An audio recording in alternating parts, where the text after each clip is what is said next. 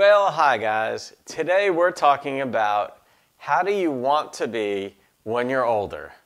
And I mean like post-retirement age, maybe into your 70s. And how will you be when you're older? And you can set the stage now. A little backstory, when my sisters and I were growing up and we went to my grandmother's house, she liked to listen to this musician. His name was Slim Whitman. And it's the kind of music that you could seriously fall asleep to, but she loved it.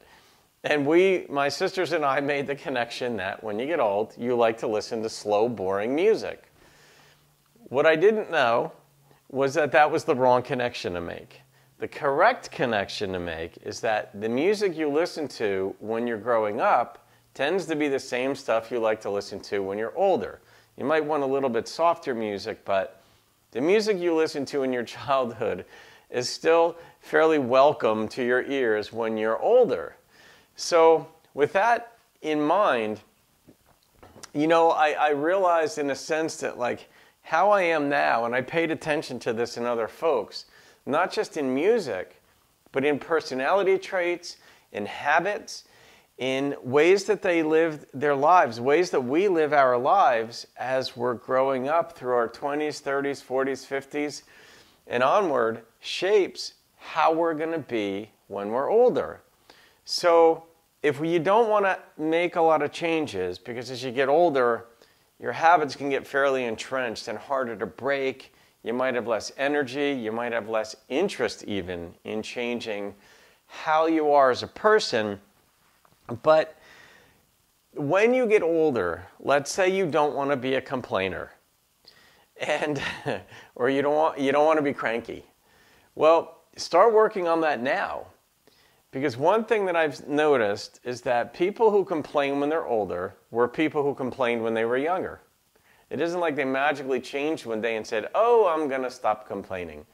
And with good things too, like with kindness or thoughtfulness or gentleness or just a very kind-spirited person, they were that way when they were younger.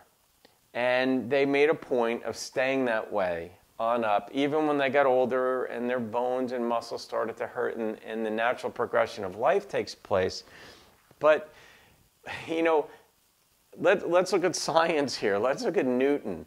Newton had laws of motion on which much of physics is based, and his laws of thermodynamics and so forth. But his laws of motion, Newton's first law of motion is generally phrased this way. A body in motion tends to stay in motion unless some force acts to take it off its course. And similarly, a body at rest tends to stay at rest unless some, force acts on it and gets it moving. And when it comes to living our lives and how we want to be, the force, so to speak, is within us. It's within our conscience. It's within our desires. And we can shape how and who we want to be in our future by how we act now. So, if you don't want to be mean or cranky or withdrawn or whatever, then start working on it now. If you notice those tendencies in you now, then work on getting rid of them. That would be the force acting against those personality traits. Similarly, if you want to be kind and warm, if you want to be engaging, I love coming across older folks who are engaging and witty and have life lessons to share because they're caring. But all of that is an act of the will. Older folks tend not to be that way just by happenstance. This world beats people up.